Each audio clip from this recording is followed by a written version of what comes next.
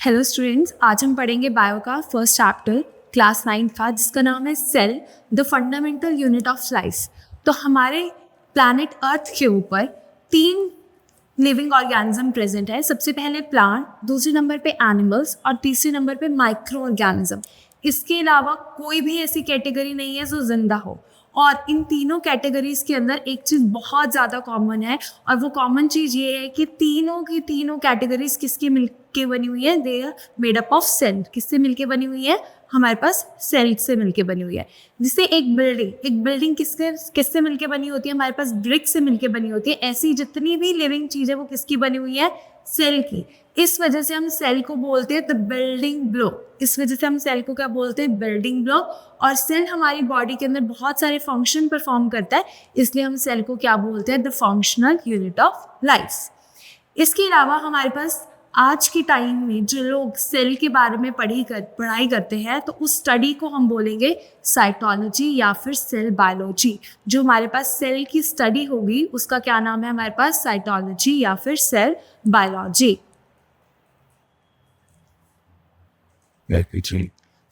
सबसे पहले जो सेल की डिस्कवरी किसने की थी? हमारे पास 1665 के अंदर एक इंग्लिश यानी कि इंग्लैंड के एक साइंटिस्ट थे, जिनका क्या नाम था? हमारे पास रॉबर्ट हुक। रॉबर्ट हुक ने क्या किया? उन्होंने एक माइक्रोस्कोप बनाया और वो अपने आसपास की जो भी चीज़ें थी उनको माइक्रोस्कोप के अंदर देख रहे थे। तो एक दिन क्या हुआ, वो ऐसे पेड़ के पास खड़े और वो पेड़ की जो छाल है वो टूट के नीचे गिर गई। तो उनके दिमाग में आइडिया आया कि चलो क्या मैं इसको माइक्रोस्कोप के अंदर देखूं तो ये मुझे कैसा दिखेगा। तो जो उन्होंने कॉर्क ली। कॉर्क क्या होती है? हमारे पास पेड़ की छाल यानी कि बार्क ऑफ अ ट्री। वो किसकी बनी हुई होती है? डेड सेल की। किसकी बनी होती है? डेड सेल की। जैसे हमारे नेल्स और हेयर डेड सेल के बने होते हैं, जब हम इनको कट करते हैं तो हमें दर्द नहीं होता। तो सेम तरीके से क्या है हमारे पास? कॉर्क। वो किसकी बनी हुई है? डेड सेल की। जब उसने इस कॉर्क को देखा तो उसको हनी कॉम लाइक स्ट्रक्चर, यानी जैसे मधुमक्खी के छत्ते होते हैं, उसको वैसे स्ट्रक्चर क्या हुआ? दिखाई दिया। और उसको ऐसा लगा कि ये तो ऐसे है जैसे रूम्स की तरह हो, 1 कमरा, 2 कमरे, 3 कमरे, 4 कमरे। तो मीन्स ये कैसे दिखाई दिए उसको? कुछ अपार्टमेंट्स की तरह, हनी कॉम लाइक स्ट्रक्चर, और उसको अपार्टमेंट्स की तरह ये दिखाई दिए। तो उसने जो स्पेस थी इनके बीच में खाली, इसलिए उसको क्या नाम दे दिया? सेल नेम दे दिया। तो जो हमारे पास सेल वर्ड आया है, हमारे पास कहाँ से आया है? ये एक लैटिन वर्ड है, जिसका लैटिन वर्ड क्या है? सेलुला, जिसका मतलब होता है अ लिटिल रूम, मीन्स छोटे छोटे कमरे। तो ये क्वेश्चन एग्जाम के अंदर पक्का आता है। क्वेश्चन क्या आता है आपके पास कि 1665 के अंदर जो हमारे पास डेड सेल था उसकी डिस्कवरी किसने की थी? उसकी डिस्कवरी की थी हमारे पास रॉबर्ट हुक ने। और उसने क्या लिया था डेड सेल के रूप में? उसने डेड सेल के फॉर्म के अंदर ली थी कॉर्क। और पूरी दुनिया को कैसे पता कि हाँ रॉबर्ट हुक ने डेड सेल की डिस्कवरी की? तो वर्ल्ड को कैसे पता लगा? उसने अपनी एक फेमस बुक जिसका नाम है माइक्रोग्राफिया, उसने अपनी इस बुक के अंदर अपनी सारी की सारी स्टडी को क्या किया? पब्लिश किया। तो माइक्रो का मतलब होता है बहुत छोटा। जो ऑर्गेनिज्म हमारे पास बहुत छोटे छोटे के, उसने उनको पिक्टोरल फॉर्म, ग्राफिया यानी पिक्टोरल फॉर्म के अंदर रिप्रेजेंट किया। तो उसी से उसकी बुक का नाम भी आया है। बुक का नाम क्या है? माइक्रोग्राफिया। उसके बाद अब स्टोरी आती है हमारे पास डेड के बाद लिविंग सेल की। जो लिविंग सेल है, लिविंग सेल की डिस्कवरी हमारे पास किसने की है? एंटोनी वेन लेवनहुक ने। एल से लिविंग, एल से लेवनहुक, ठीक है। डेड सेल की डिस्कवरी की थी रॉबर्ट हुक ने, और लिविंग सेल की डिस्कवरी की है हमारे पास लेवनहुक ने। उसके बाद 1831 के अंदर रॉबर्ट ब्राउन ने किसकी डिस्कवरी की? हमारे पास न्यूक्लियस की। तो सबको सेल का स्ट्रक्चर पता है। बाहर वाली हमारे पास होती है सेल मेम्ब्रेन, अंदर हमारे पास होता है न्यूक्लियस, और इसके आसपास जेली लाइक सब्सटेंस, उसको हम क्या बोलते हैं? साइटोप्लाज्म। जब न्यूक्लियस और साइटोप्लाज्म को कलेक्टिवली मीन्स इकट्ठे हम क्या बोलते हैं? प्रोटोप्लाज्म। क्या बोलते हैं हम इन दोनों को इकट्ठे? प्रोटोप्लाज्म। तो जो न्यूक्लियस है उसको हम क्या बोलते हैं? न्यूक्लियस को हम क्या बोलते हैं? Brain of the cell. क्या बोलते हैं? Brain of the cell. तो इस न्यूक्लियस की डिस्कवरी किसने की है? हमारे पास रॉबर्ट ब्राउन ने। कौन सी ईयर के अंदर? 1831 के अंदर। तो अब आते हैं हमारी थर्ड डिस्कवरी की है प्रोटोप्लाज्म की। प्रोटोप्लाज्म की डिस्कवरी हमारे पास कौन से साइंटिस्ट ने की है? पुरकिंजे। पी से प्रोटोप्लाज्म, टी से पुरकिंजे। और कौन सी ईयर के अंदर की है हमारे पास? 1839। Which year? 1839 के अंदर। इसके बाद क्वेश्चन आता है कि हमें कैसे पता लगा कि जो प्लांट्स हैं और जो एनिमल्स हैं वो सेल के बने हुए हैं। तो हमारे पास दो साइंटिस्ट थे, एक कहीं रशिया में बैठे थे, एक कहीं इंग्लैंड में बैठे थे। उन्होंने दोनों ने अलग अलग अपनी थ्योरीज निकाली जिसको बोलते हैं सेल थ्योरी। जो हमारे पास श्लिडन है, श्लिडन ने बताया कि जितने भी इस प्लैनेट पे प्लांट्स हैं वो किसके बने हुए हैं? सेल के। स्वैन, नाम याद रखना, स्वैन एक बर्ड का नाम है, एनिमल कैटेगरी में आता है। तो स्वैन ने किसके बारे में बताया हमारे पास? एनिमल्स, कि जितने भी एनिमल्स हैं वो किसके बने हुए हैं? सेल के बने हुए हैं। फिर ये दोनों के काम जो है वो पब्लिश हुए, वो इकट्ठे मिले। फिर इन दोनों ने मिल के हमारे पास सेल थ्योरी क्या कर दी? पब्लिश कर दी। तो इस सेल थ्योरी का कंक्लूजन क्या निकल के आया कि इस प्लैनेट के ऊपर जितने भी प्लांट्स हैं, जितने भी एनिमल्स हैं वो किसके बने हुए हैं? अल्टीमेटली सेल के। अगर पेपर के अंदर क्वेश्चन आता है कि plants are made up of cell, इसके बारे में किसने बताया? तो आंसर विल बी श्लिडन। अगर क्वेश्चन आता है कि एनिमल्स जो हैं वो सेल के बने हुए, किसने बताया? Answer will be swan. लेकिन अगर क्वेश्चन आता है सेल थ्योरी किसने दी, तो दोनों का नाम आएगा श्लिडन एंड स्वैन। और ईयर याद रखना, ईयर इज 1839 टू 1838। दोनों में से दोनों ऑप्शंस आएंगे, दोनों करेक्ट करना। अगर एक ऑप्शन आएगा so you will go with the 1839। तो उसके बाद हमारे पास क्वेश्चन तो अभी भी यही है कि इस प्लैनेट के ऊपर जो सेल है वो आया कैसे, कि मीन्स इस अर्थ के ऊपर जो लाइफ है वो कहाँ से आई। तो हमारे पास एक साइंटिस्ट आए विर्को, उन्होंने क्या बोला कि जो एक सेल है वो कहाँ से आया? वो पुराना कोई सेल होगा उससे आया होगा। जैसे अगर हम बात करें हमारे पास जो किड्स हैं वो कहाँ से आए? पेरेंट्स से। पेरेंट्स कहाँ से आए? ग्रैंड पेरेंट्स से। तो मीन्स जो एक सेल है वो कहाँ से आया? पुराने किसी सेल से। इसके बारे में हमने किसने बताया हमको? विर्को ने। किसने बताया? विर्को ने। अब क्वेश्चन आ जाए, Who gave the cell theory? Schleiden and Swan gave the cell theory. लेकिन अगर क्वेश्चन आता है इस थ्योरी को आगे किसने एक्सपैंड किया, सो आंसर विल बी विर्को। और कौन सी ईयर के अंदर? 1855 के अंदर। उसके बाद ये सारा कुछ पॉसिबल कैसे था? ये तो हम छोटे छोटे माइक्रो ऑर्गेनिजम्स की बात कर रहे हैं। ये पॉसिबल कैसे था? जब हमारे पास माइक्रोस्कोप है तो इलेक्ट्रॉन माइक्रोस्कोप मीन्स जो बिजली से माइक्रोस्कोप चलता है और जिसकी पावर है लैक्स के अंदर, उसके बारे में किसने डिस्कवरी की? हमारे पास रुस्का और मैक्स, दो साइंटिस्ट थे, इंग्लैंड के साइंटिस्ट थे।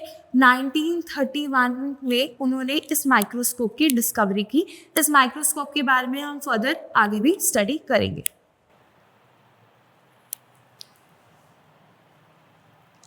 उसके बाद सेल थ्योरी के बारे में आपने बता ही दिया है। तो आपके पास दो बायोलॉजिस्ट थे। बायोलॉजिस्ट कौन होते हैं? जो बायो की स्टडी करते हैं। क्या नाम था उनका? Schleiden and Schwann. उन्होंने 1839 के अंदर क्या दी थी? Cell theory. और सेल थ्योरी में उन्होंने क्या बताया था कि जितने भी लिविंग ऑर्गेनिज्म हैं उनकी बेसिक यूनिट आपके पास क्या है? सेल है। क्या है उनकी बेसिक यूनिट? क्या है उनके पास? सेल है। उसके बाद जो हमारे पास विर्को ने थ्योरी दी थी कि जो एक सेल है वो पुराने किसी सेल से आता है, तो उसको हम बोलते हैं ओमनी सेलुला ई सेलुला। ये क्वेश्चन एग्जाम के अंदर आपके पास आ सकता है। What is the meaning of omnis e cellula? तो इसका क्या मतलब है कि एक जो सेल है means a cell existed from a pre existing cell, कि मतलब एक नया सेल पुराने किसी सेल से आया है। और ये सब कुछ आप कर चुके हो कि जो एक लिविंग ऑर्गेनिज्म है वो सेल का बना होता है। सेल हमारे पास स्ट्रक्चर और फंक्शनल यूनिट होती है।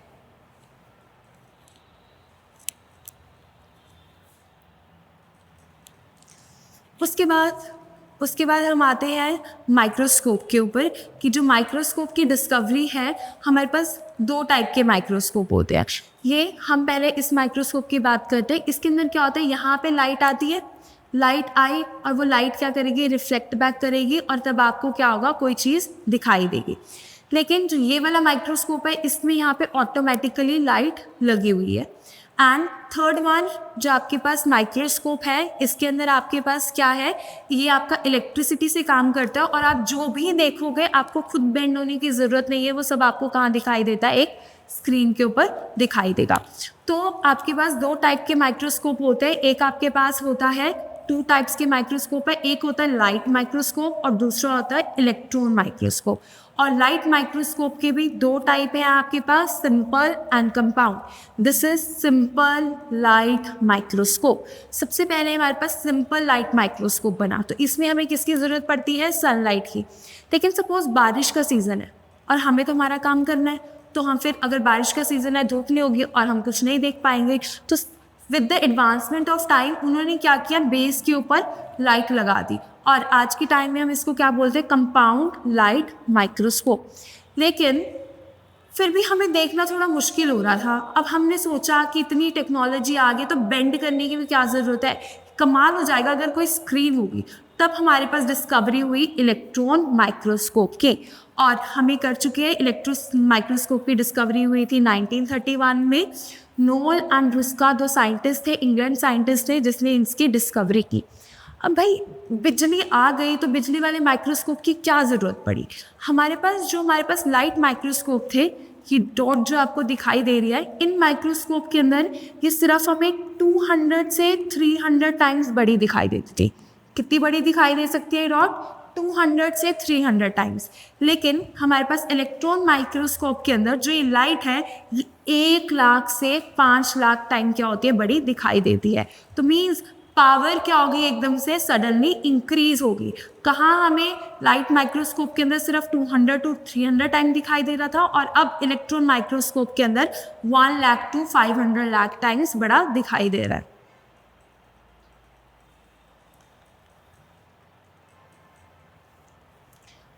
अब हमने क्या किया, अब हमारे पास एक सेल है, दो सेल है, तीन सेल है, हमने उसके बेसिस पे ऑर्गेनिज्म यानी कि जो लिविंग बीइंग्स है हमारे आसपास, हमने उनको क्लासिफाई करना स्टार्ट कर दिया।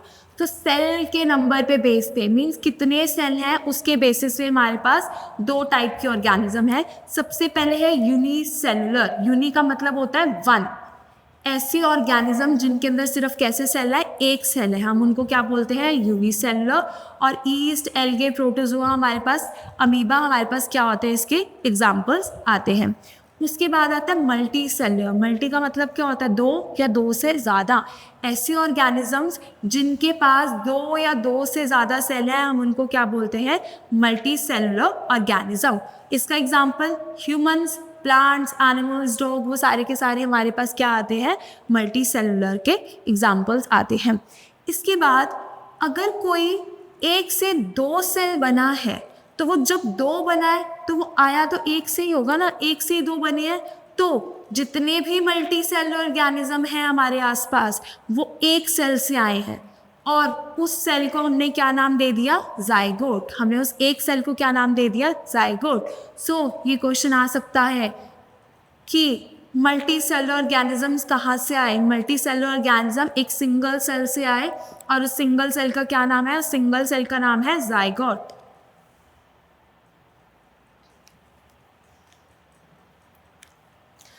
अब क्या फ़ायदा, एक सेल हो, दो सेल हो, कोई फ़ायदा है क्या दो सेल का।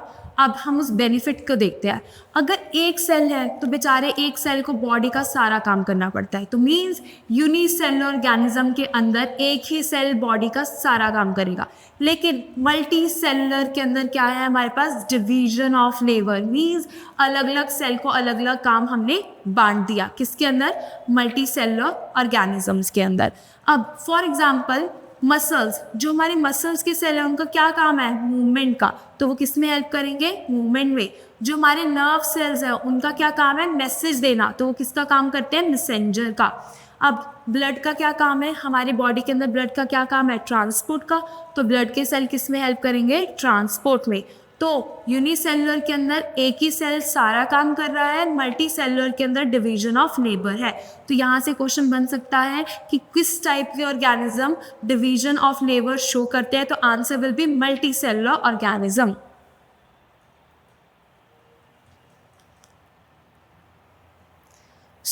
इसके बाद हमने देखा है हमारे पास ये डिफरेंट डिफरेंट वैरायटी के सेल्स हैं हमारी बॉडी के अंदर। ऐसा क्यों? इतनी वैरायटी की क्या ज़रूरत है हमारी बॉडी को? उसके पीछे रीज़न कहते हैं ना, जैसा देश वैसा भेष। सेम तरीके से जैसा फंक्शन उसी के हिसाब से सेल की शेप। तो नर्व सेल्स, इसका क्या काम है? मैसेज को देना। सपोज ये पेन गर्म है और मैंने इसे टच कर लिया, अब मैसेज मेरे ब्रेन तक नहीं पहुंचा, मैं इसे टच करके रखूँगी, थोड़ा टाइम बाद क्या होगा? मेरा हाथ जल जाएगा। तो मैं चाहती हूँ कि मैसेज बहुत जल्दी जल्दी जाए। तो जो ये सेल है ये कैसा होता है? लंबा होता है और इसकी बहुत सारी क्या होती है हमारे पास? ब्रांचेस, कि जो मैसेज है वो फटाफट हमारे पास सेल के पास जाए। तो हमारे पास जो नर्व सेल है वो कैसा होता है? लॉन्ग होता है, ताकि जो कम्युनिकेशन है वो क्या हो? ईजी हो। उसके बाद आरबीसीज के सेल्स, यानी कि जो हमारे ब्लड के सेल्स होते हैं वो कैसे होते हैं? ओवल शेप के होते हैं, क्योंकि ऐसे हमारी क्या होती हैं? आर्टरीज और वेन्स, उनके अंदर से ईजिली चले जाए, इसलिए कैसे होते हैं हमारे पास? ओवल शेप के होते हैं। मसल से सेल्स कैसे होते हैं? बहुत लंबे लंबे। क्यों? हमारी बोन्स को कवर करने के लिए और मूवमेंट को ईजी बनाने के लिए कैसे होते हैं ये? बहुत ज़्यादा लॉन्ग। जाइलम एंड फ्लोएम, ये आप अपनी जूनियर क्लासेस के अंदर करके आ चुके हैं। जाइलम एंड फ्लोएम, जाइलम का क्या काम होता है? प्लांट के अंदर जो भी वाटर, हम रूट्स को पानी देते हैं लेकिन वो ऊपर टिप तक कैसे जाता है? जाइलम के थ्रू। खाना कहाँ बनता है प्लांट के अंदर? लीव्स के अंदर, जिसको हम क्या बोलते हैं? किचन। उस किचन से वो जो खाना है वो कैसे जाता है? पूरे प्लांट के अंदर डिस्ट्रीब्यूट होता है फ्लोएम के थ्रू। अब जो ये जाइलम है ये कैसा है हमारे पास? ट्यूबुलर। तो जाइलम और फ्लोएम के सेल हमारे पास कैसे होते हैं? इलोंगेट, मीन्स बहुत बड़े बड़े और ट्यूब की शेप में, ताकि जो फूड है और जो वाटर है वो इजीली क्या हो? ट्रांसपोर्ट हो।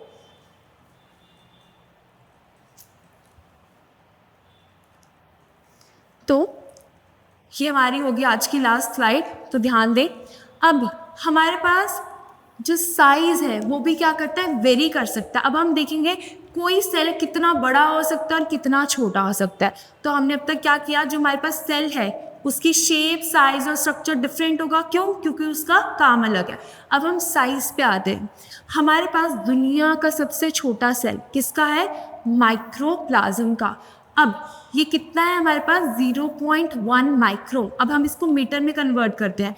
0.1 माइक्रोम इक्वल्स टू 10⁻26 मीटर। मतलब ये कितना ज़्यादा छोटा है। और दुनिया का सबसे बड़ा सेल हमारे पास किसका है? Ostrich egg. तो मीन्स ऑस्ट्रिच एग तो हमारे पास इतना बड़ा और दुनिया का सबसे छोटा सेल बिल्कुल इतना सा, एक डॉट जितना। तो we can see the comparison कि स्मॉलेस्ट सेल किसका है हमारे पास? माइक्रोप्लाज्म का, जो बहुत ज़्यादा छोटा है, और सबसे बड़ा सेल किसका है हमारे पास? ऑस्ट्रिच का। उसके बाद सबसे लंबा सेल हमारी बॉडी या वैसे भी वर्ल्ड के अंदर सबसे लंबा सेल किसके हमारे पास? हमारे नर्व सेल्स, जो हमने इससे पहले किए थे वो कौन से थे हमारे पास? Nerve cells. ये हमने किए थे नर्व सेल्स। ये क्या हमारे पास? लॉन्गेस्ट सेल, जो हमारी बॉडी के सबसे लंबे सेल है।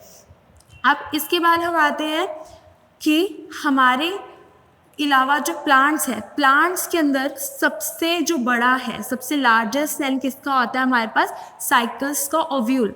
ओव्यूल क्या होता है हमारे पास? Female gamete. क्या होता है हमारे पास? Ovule female gamete. ये आप अपनी 7th क्लास में करके आप आ चुके हैं। यहाँ पे मैं एक साइकस का स्ट्रक्चर ड्रॉ कर रही हूँ। जनरली शो पीस के लिए होता है, आपने देखा होगा होटल्स वगैरह में या रोड साइड पे, जैसे पाम ट्री होता है, जैसे पाम ट्री होता है सेम वैसा ही होगा, बट क्या होगा? इसका साइज़ थोड़ा सा छोटा। तो ये हमारे पास किसका होता है? हमारे पास साइकस का प्लांट होता है। और इसका ओव्यूल, यहाँ सेंटर में आपको क्या देखने को मिलता है? ओव्यूल देखने को मिलता है। तो प्लांट के अंदर सबसे बड़ा सेल क्या होता है हमारे पास? साइकस का ओव्यूल। तो आज के लेक्चर में इतना ही, ठीक है? इस लेक्चर को ध्यान से कीजिएगा। Thank you very much.